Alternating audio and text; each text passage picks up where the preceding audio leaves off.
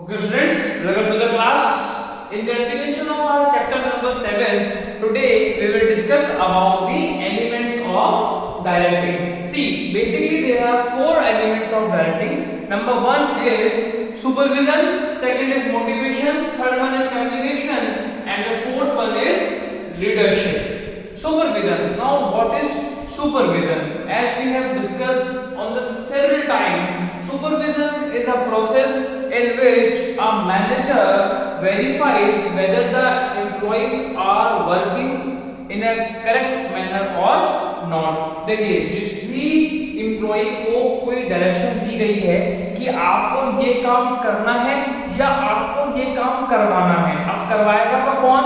Manager. करेगा कौन? Employ. इसमें लेबर हो सकते हैं और वर्कर हो सकते हैं। तो सुपरविजन का क्या प्रोसेस है कि एवरी पर्सन इज अकाउंटेबल। जैसे कि जिसने डायरेक्शन दी कि ये काम करना है, ये काम करवाना है, तो अगर जनरल मैनेजर ने ये डायरेक्शन मैनेजर प्रोडक्शन मैनेजर को दी है कि आपको ये काम करवाना है, तो जनरल मैनेजर को क्या सुपरवाइज करना है कि प्रोडक्शन मैनेजर उस काम को प्रॉपर्ली और सिस्टमेटिकली करवा रहा है या नहीं करवा रहा है। और प्रोडक्शन मैनेजर को क्या सुपरवाइज करना है कि उसने वो डायरेक्शन किसको दी थी? फ्लो मैनेजर को दी थी, सुपरवाइजर को दी थी, या डायरेक्ट वर्कर लेबर को दी थी। तो अब प्रोडक्शन मैनेजर की रिस्पांसिबिलिटी क्या है कि वो उन लोगों को सुपरवाइज करे जिसको उसने वो रिस्पांसिबिलिटी दी थी कि आपको ये काम करना है। तो this is all about supervision कि आपको सुपरवाइज करना है कि वो काम प्रॉपर्ली और सिस्टमेटिकली हो रहा है या नहीं हो रहा है। उसका रीजन ये है कि अगर आपने किसी को काम दे करके और बस छोड़ दिया तो उसमें क्या एक जिसको कह सकते हैं ना कि अपन लैगिंग पार्ट क्या हो सकता है कि अगर वो काम गलत डायरेक्शन में भी हो रहा था तो उस काम को हम वहीं पर रोक सकते हैं कि हम सुपरवाइज हम कर रहे हैं कि हाँ ये काम तो आप गलत कर रहे हो, तो हम उस स्टेप को जहां से वो गलत जा रही थी उस स्टेप को वहीं रोक करके और उस काम को हम सही डायरेक्शन में मूव कर सकते हैं, मोड़ सकते हैं। लेकिन अगर सुपरविजन नहीं है तो वो काम जो एक बार गलत डायरेक्शन में चला गया वो काम फिर अल्टीमेटली गलत ही होगा, उसको फिर आप सही नहीं कर पाओगे। क्यों? क्योंकि वो काम फिर आपके सामने जब आएगा जब वो कंप्लीट हो चुका होगा। सही गलत ये आप पे डिपेंड करता है कि आपने सुपरविजन किया या नहीं किया। अगर आपने बार बार चेक किया काम क्या हो रहा है, कैसे हो रहा है, सही हो रहा है या नहीं हो रहा है, this is all about supervision. अगर आपने ये सब सिस्टम फॉलो किए हैं तो वो काम 100% एक्यूरेट होगा। और अगर आपने बार बार ये चेक नहीं किया तो वो हो सकता है, प्रोबेबिलिटी है कि वो काम गलत हो जाए। तो इसके लिए कंपनी का एक रूल होना चाहिए कि every person should conduct a supervision channel. जिसने भी डायरेक्शन दी है वो अपने से नीचे आदमी का सुपरविजन करे कि मैंने जिसको कमांड दी थी वो प्रॉपर्ली वर्क कर रहा है या नहीं कर रहा है। Second element we are having is motivation. Now, what is motivation? Motivation is a process in which a person motivate another person to conduct a job task. एक आदमी दूसरे आदमी को मोटिवेट करता है, उसको वो समझाता है या ये कह लीजिए कि उसके बिहेवियर को मॉडरेट कर देता है, उसके बिहेवियर को बदल देता है, उसकी थिंकिंग लेवल को बदल देता है। तो this is a process of motivation. आप स्कूल में जाते हैं तो आपके टीचर्स आपको मोटिवेट करते हैं। किसके लिए मोटिवेट करते हैं? To be a good human being, अच्छी इंसान बनो। दूसरा मोटिवेट वो आपको करते हैं रेस्पेक्ट योर एल्डर्स, अपने से बड़ों की रिस्पेक्ट करो।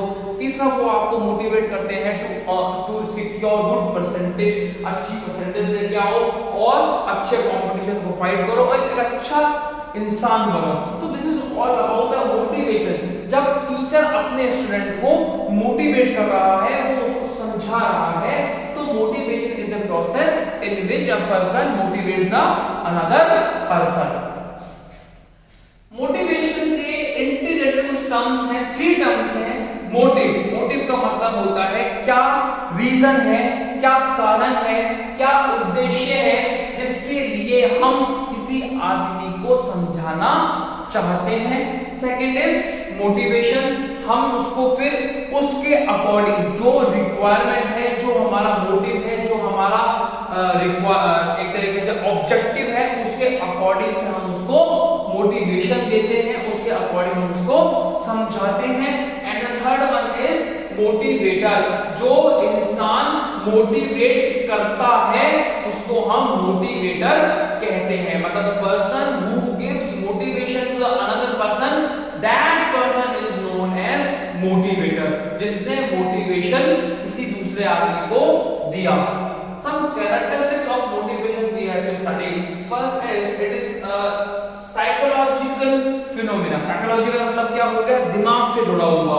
हम मोटिवेशन जब करते हैं तो हम किसी की थिंकिंग प्रोसेस को हम चेंज करते हैं, हम किसी के ओपिनियन को हिट करते हैं, हम उसको ये चाहते हैं कि ये आदमी अपने दिमाग से कुछ ऐसा सोचे जिससे कि इसका जो ऑब्जेक्टिव है या कंपनी का जो ऑब्जेक्टिव है वो फुलफिल हो सके। तो it is a psychological phenomena, दिमाग से चलने वाला फिनोमेना है motivation. Second is motivation produce goal directed behaviour. Company में हम एम्प्लॉयज को मोटिवेट क्यों करते हैं कि you have to complete the goals within the given time duration. इतने समय में आपको कंपनी के टाइम गोल को अचीव करना है।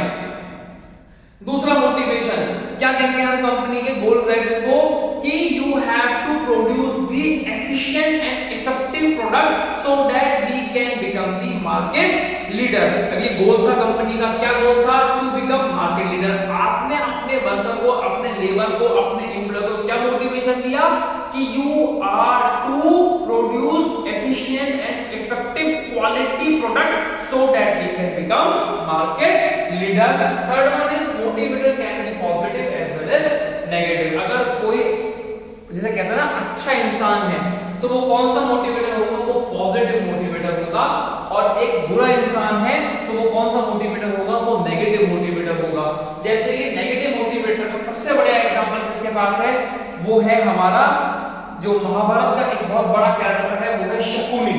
Shakuni was a negative motivator. उसने दुर्योधन को हमेशा नेगेटिविटी के पथ पर चलाया, उसको ये बताया कि तुम्हें अपने ही भाइयों से लड़ना है। तो he was a negative motivator. और पॉजिटिव मोटिवेटर कौन होता है, जो इंसान को सही डायरेक्शन के लिए मोटिवेट करता है। Fourth is motivation is a complex process. Now what is complex? Complex means when a person got confused in right and wrong way.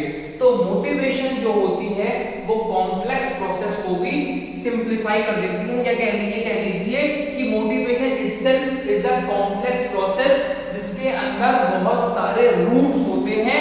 आदमी क्या समझा रहा होता है और सामने वाला क्या समझ जाए, it's a very difficult process. आप क्या समझाना चाह रहे हैं, मैं क्या समझ जाऊं, वो कुछ भी हो सकता है। That is why motivation is a complex process. And the last one is motivation is a dynamic and continuous process. लगातार चलने वाली जो प्रोसेस है, बहुत बड़े लेवल पे चलने वाली जो प्रोसेस है, वो मोटिवेशन है। Now we have to study the Maslow's need hierarchy theory. Now what is Maslow's need hierarchy theory? Mr. Maslow has produced that a human being needs something which can be an initiator of motivation process. Maslow ने क्या कहा कि जो need hierarchy theory होती है, आदमी की जरूरत होती है, वो उसके मोटिवेशन को इनिशिएट करती है, उसके मोटिवेशन को आगे ले जाती है। उन्होंने फर्स्ट आइडेंटिफाई किया फिजियोलॉजिकल नीड्स। मैं साइकोलॉजिकल नहीं बोल रहा हूं, मैं फिजियोलॉजिकल नीड्स बोल रहा हूं। और फिजियोलॉजिकल नीड्स में आते हैं आपके basic requirement of a man. क्या क्या होती हैं, रोटी, कपड़ा, मकान, food, shelter and clothes. These are the basic requirements of a person. तो जब तक इंसान के पास रोटी, कपड़ा, मकान, फूड, शेल्टर, क्लोथ्स नहीं है, तब तक वो इंसान सही डायरेक्शन में काम कर ही नहीं सकता। कोई भी इंसान उसको काम करने के लिए मोटिवेट नहीं कर सकता। That is why मास्लो ने क्या कहा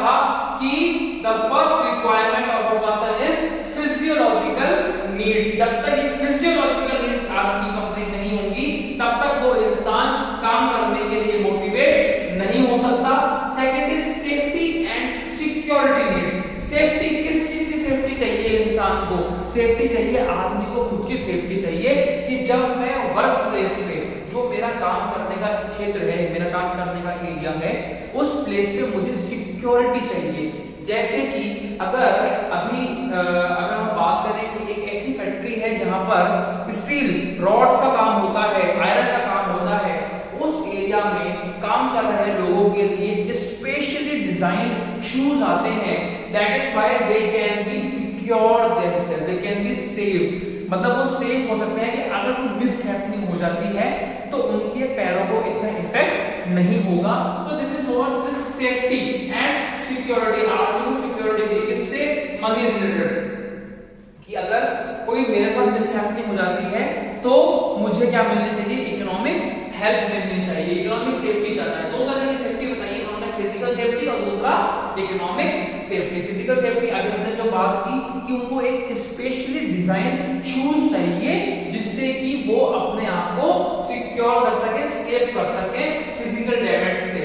और दूसरा इकोनॉमिक नीड, कि वो अपने आने वाले बुरे टाइम के लिए सेफ हो जाए, तो इतना पैसा उनको मिलना चाहिए। Third one is social needs, affiliation, belongingness need. अब जब उसके रोटी कपड़ा मकान उसको मिल गया है कि हाँ सर मेरे को पैसा इतना मिल रहा है कि मेरे रोटी कपड़ा मकान, ये मेरी फिजियोलॉजिकल नीड है, ये मेरी कंप्लीट हो गई।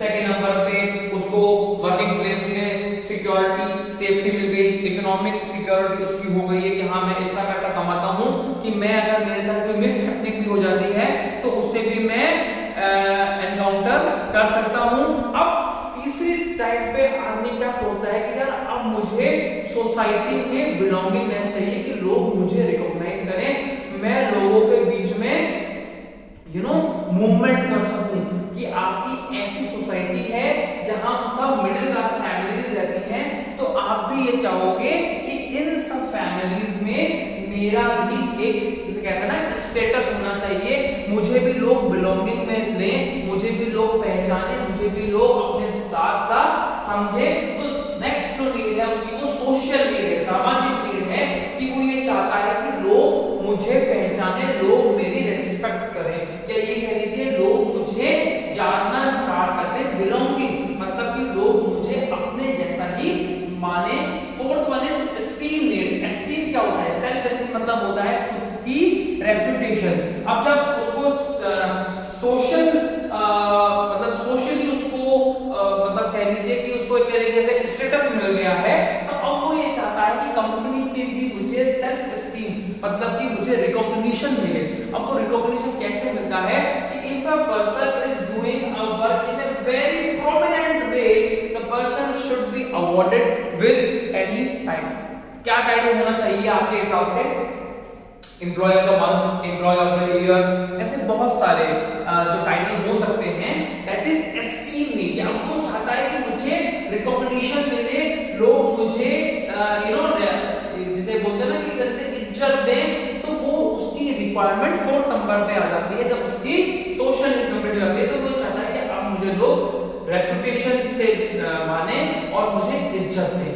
And the last need is self actualisation need. जब उसको ये लगता है कि हाँ मैंने इतना पैसा कमा लिया, मेरे साथ रोटी कपड़ा मकान पूरा हो गया, मुझे वर्किंग प्लेस में सेफ्टी मिल रही, सिक्योरिटी भी मेरी हो गई इकोनॉमिक नीड से, मुझे सोशल में बिलोंगिंगनेस मिल गई है, मुझे रिकॉग्निशन मिलना स्टार्ट हो गया है, रेपुटेशन मेरी बन गई है। अब वो ये चाहता है कि मैं अपना भी डेवलपमेंट करूं, सेल्फ एक्चुअलाइजेशन। पहले मैं खुद को पहचानूं कि मैं कितना पोटेंशियल साउंड हूं, और उसके बाद वो ये चाहता है कि मैं अपने स्किल्स में और ज्यादा डेवलपमेंट करूं, कि मुझे और भी ज्यादा आगे जाना है, मुझे सिर्फ इसी एरिया में लिमिटेड नहीं रहना है। तो वो क्या करता है? सेल्फ एक्चुअलाइजेशन करता है, खुद से खुद की पहचान करता है कि यार मैं किस लेवल पे इस समय हूं, मेरे कितने स्किल्स हैं, और मैं अपने स्किल्स को कितना डेवलप करूं ताकि मैं और भी ज्यादा आगे मूव फॉरवर्ड कर सकूं। तो this is all about मास्लोस need hierarchy theory कि आदमी जब मोटिवेट होता है जब उसकी ये सब नीड्स कंप्लीट हो जाती है। और ये नीड्स को हायरार्की में ही आपको लिखना होगा कि सबसे पहले फिजियोलॉजिकल नीड्स की होती हैं, रोटी कपड़ा मकान, उसके बाद उसकी सेफ्टी सिक्योरिटी है, उसके बाद उसको सोशल बिलोंगिंगनेस चाहिए, उसके बाद उसको रिकॉग्निशन चाहिए, सेल्फ स्टीम चाहिए, और लास्ट में उसको सेल्फ एक्चुअलाइजेशन करना है, खुद से खुद की पहचान करनी है।